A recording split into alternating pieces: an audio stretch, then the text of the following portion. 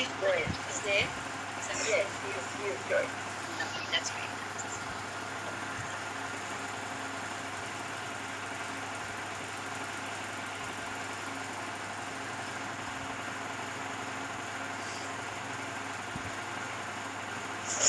I think we should start. Yes, certainly. Go ahead. Education is an integral part of human society. It is the most powerful weapon which we can use to change the perspective of the world. Without education, this world cannot become a better place. Hence, we say that for the evolution of a country, there is a need of education. Keeping this in mind, an education policy is made as it helps a school establish rules and procedures and create standards of quality for learning and safety, as well as expectations and accountability. Finally, after 34 years, the education policy has been restructured and approved by Union Cabinet recently. It is the first education policy of the 21st century, which aims to address the many growing developmental imperatives of our country and is aligned to the 2030 Agenda for Sustainable Development. And today, we at Indianica Learning are taking this initiative to have a detailed panel discussion on how the new education policy impact and bring the changes to the current K-12 educational scenario. A very good evening, Namaskar, Sastriyakal Adab to one and all. My name is Saurabh Beniwal, your host and moderator for the day from Indianica Learning Private Limited. Heartily welcome you all to the second Learning and Education Leadership Talk series on rebooting K-12 education in the context of new national education policy. We are pleased to see the participation from across the nation as well as from other countries. Welcome all of you. I hope you all are safe, you are taking all safety measures, your family members are also safe.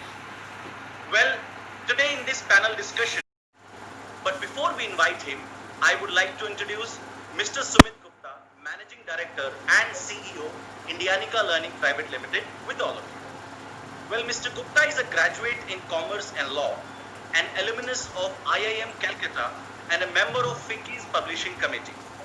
He has been in education sector for around 2 decades. I request Mr. Gupta to please join us. Over to you, sir. Sir, I request you to please unmute. Thank you, Saurabh. I think in that excitement of this webinar, I forgot to unmute myself. Good evening and a very warm welcome to everyone. I am delighted that all of you could make time and join us for this panel discussion today. At Indianica Learning, our mission is to enrich experiences of the learners that we connect with. And in this spirit, we have started this series of webinars under the banner of Learning and Education Leadership Talk Series. Today we have a panel discussion on rebooting K-12 education in the context of the new national education policy.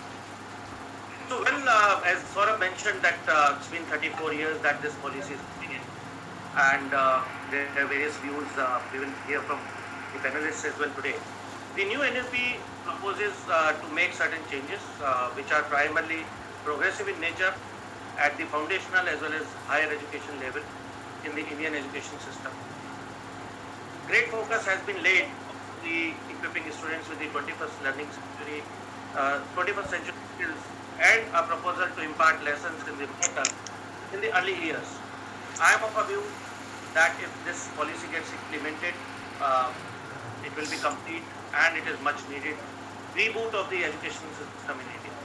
Today, we are very fortunate to have Sri Anil Swarupji amongst us, who is our chief guest for this panel discussion.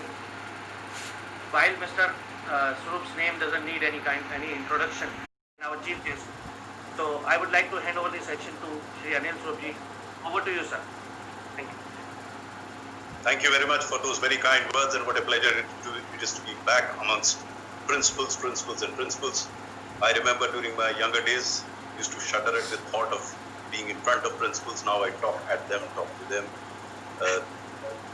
But you know, this new education policy Took a long time coming, but I would believe that it is perhaps the most comprehensive and visionary document that we've ever had.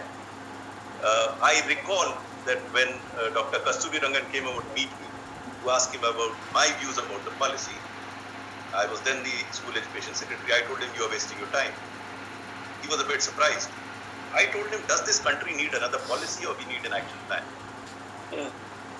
So he understood the point, and then I drove home and I told him, it's good that you're coming up with a policy, no one will have any grudge against it, but you have to have government orders to follow. And yesterday we had a seminar, a webinar organized by the Nexus Board where the Secretary of School Education, the current one, she came and explained this very clearly, that there are various things to be done and they will take the time and government will consult everyone. So what policy does is a broad guideline about what could be done. It doesn't even say what should be done. In fact, in some cases, it leaves it to many states. So the second important part was in mother tongue, and when people object too much, then I say, which do you think, of course, ex-principal DPS is sitting here as Secretary of Education, I had my own evaluation system. Who do you think in Delhi would be the best? I would immediately pick up Sardar Patel Vidyalaya. Absolutely without doubt. Because, pardon my using this phraseology, they're still to become commercial in their approach. True. That's a school in the real. And mind you, that school teaches children in the mother tongue till class 5. I know. Yeah. Amazing school and is doing very well. Similarly, the Jawaharlal Nehru Vidyalayas, they teach in mother tongue till class 8 and fantastic. Children come out of it.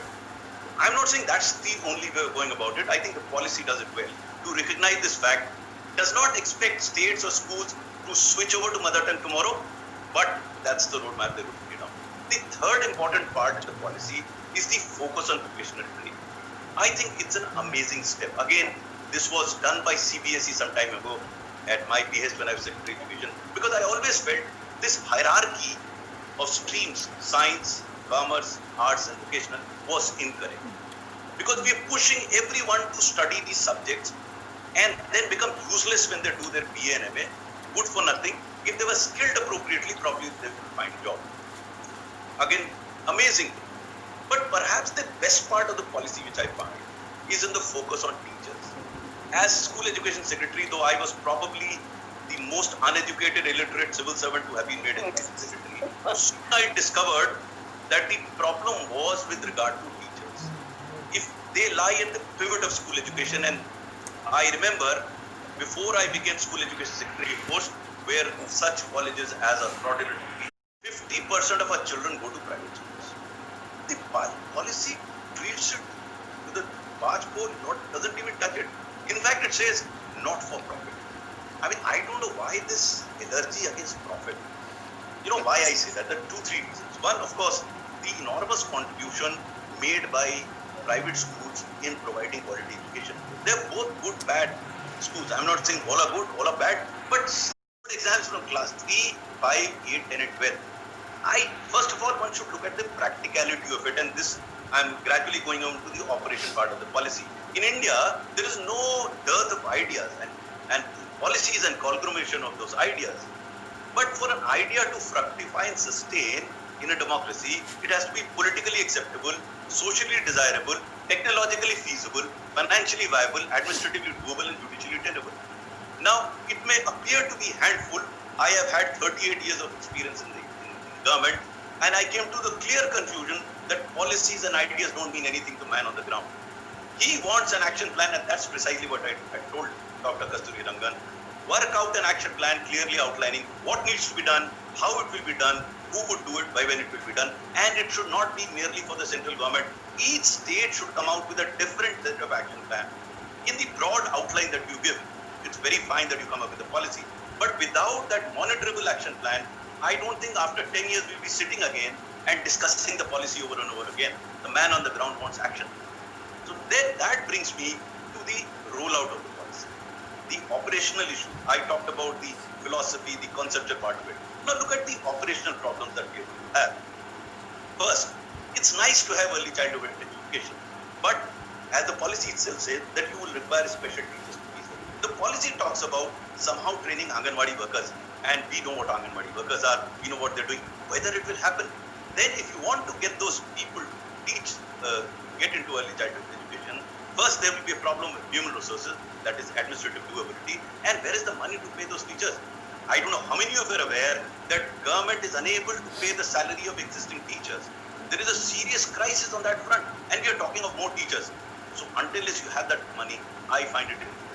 Then we go on to the mother tongue part. Of course, it is not going to happen tomorrow, but we'll have to look at the practical problems of multi-mother tongue children in a class.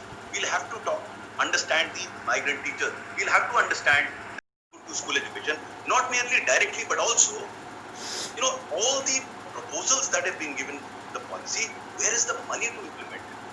I don't see the money in the policy anywhere, except that the policy says that 6% of GDP will go to education. Now, this was said by Dr. Kothari long ago, not now.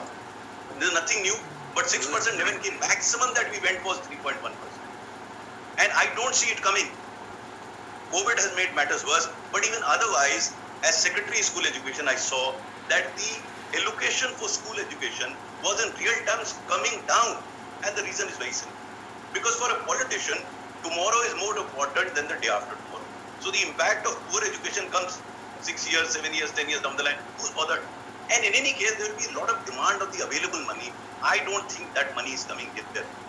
But the good news is there are certain aspects of the policy which can be done without this money. But if you look at the teachers part, which I'm saying, which the policy does very well, is in terms of improving the quality of teachers, in terms of the pre-service training, as well as the selection. You might be aware that one of the former chief ministers is behind the bars for this racket of selection. Now the policy talks about the interest test.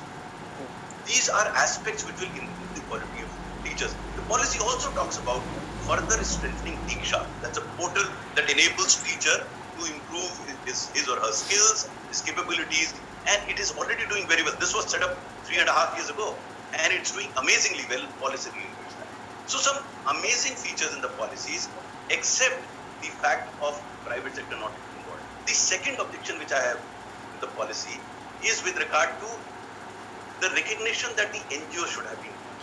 When I became school education secretary, and I'm glad I was eavesdropping in the discussion that was going on, somebody did mention about traveling around the world and finding good things within the country. So there was when I became education secretary, the word went around that is an ignorant chap education secretary has become education secretary. So you had all those advisors and Rai Sahibs who came in to tell me how education should be handled in the country. And one of them who came from across the Atlantic and really paid, came and told me, sir, you should go over to England, Finland, Holland, Scotland, so in the first year.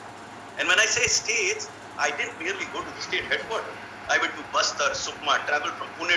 Of course, the joy quotient, because for me, all my schools, this is, the mantra. The joy quotient is very, very important. And the policy speaks of no separation now among curricular, co-curricular, extracurricular, like humanities, commerce. Children in grade 9, 10, once they would take their streams, they would start feeling, oh, I'm not in the science stream, so I'm not the privileged one. So, for a child, it is a very good thing now that you don't have to have streams. A science student can do art, can do theatre, can do music, and that is how it should be. You make a complete human being like this only. So all this logical reasoning, collaborations will all come. Since there is now no separation among curricular, extracurricular, co-curricular, or among arts, science, or humanities. So I'm so happy that this kind of experiential learning will be now adopted. And as Mr. Swaroop said, yes, this will not happen in a jiffy, but once we've made a beginning, it will happen. The best thing that we've seen is during this pandemic, it's been heartening to see the resilience and joy in our children and teachers. The way they have accepted it, the way the children have shown their creativity with the virtual programs, the PTMs, classes, functions, festivals. So it's really heartening, and I'm sure all this will also be imbibed, especially if we can prepare a positive and a proper roadmap, which is very important. I'm sure it will come into force. The progress card also will be a holistic 360 degree. You see, something like what the International Baccalaureate proclaims.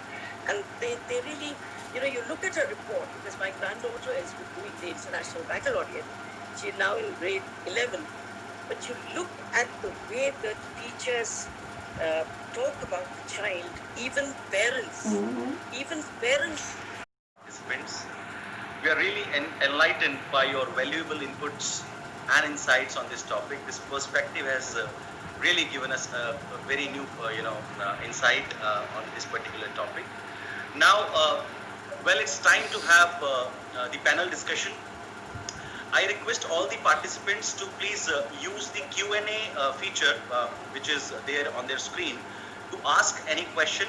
I just request you to please mention your location and to whom you are asking this question, followed by your question. Then we'll pick some of them, and then we're going to give you the access to ask your question to the respective guests. Now, I would like to start with Dr. Poonam Kashyap first. Well, Dr. Kashyap, your contribution to nurture the DPS schools in different regions is really remarkable.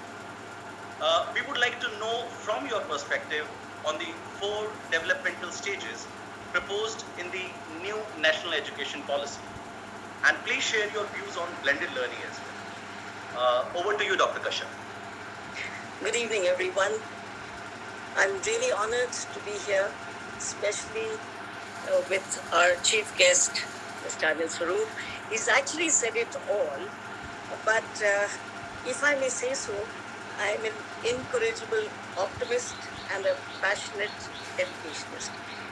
So I also believe that if our attitude is positive, we can all get together, all agencies, public, private, everyone, and make it happen.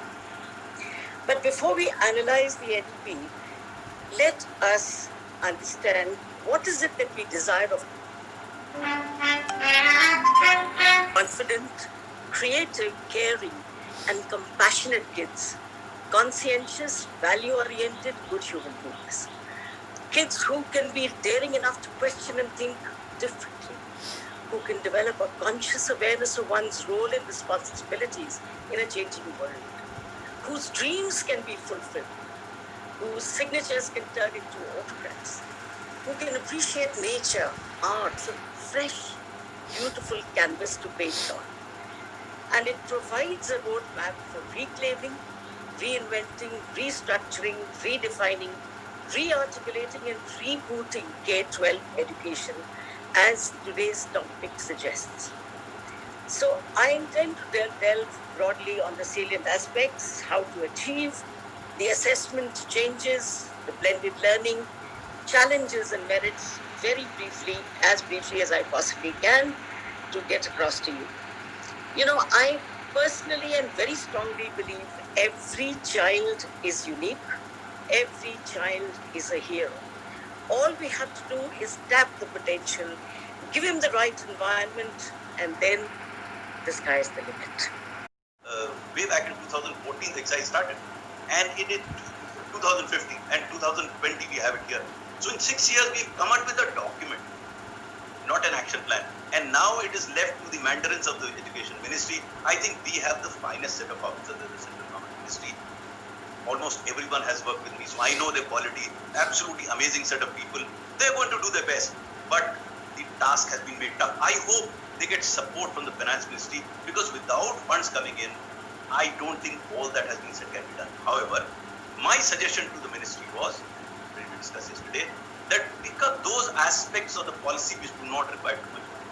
For example, those relating to the teacher are extremely critical, do not require too much money in terms of setting up those 4-year integrated course or training of teachers or coming up with a better recruitment system to improve. As I said earlier, my only conceptual problem with the policy is with regard to the total sidelining of the private domain. We should have sat with them, we should have discussed with them, we should have understood their problem, we should have partnered with them. I'm a great believer in public-private partnership. I mean, there is a lot of wrong in the public domain, there's a lot of wrong in the private domain. but there's a lot of good in public domain and a lot of good in the private domain. Why can't these good come together, learn from each other? The space of school education is so phenomenal, so enormous that both public and private will contribute. But as I conclude, I'd like to assure everyone sitting here, because yesterday discussion got that reassurance, that don't be apprehensive of the policy. Look at those aspects of the policies which are doable and get down to doing it. The government does not want to unilaterally do things.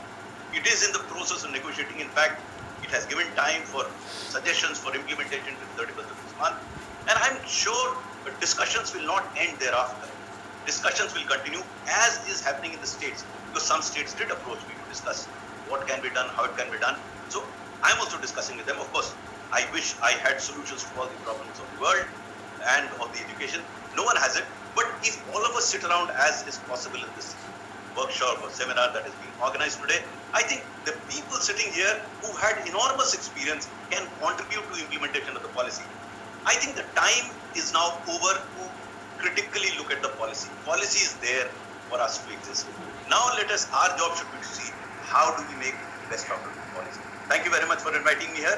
If there are any questions, I'll take them later on. Thank you.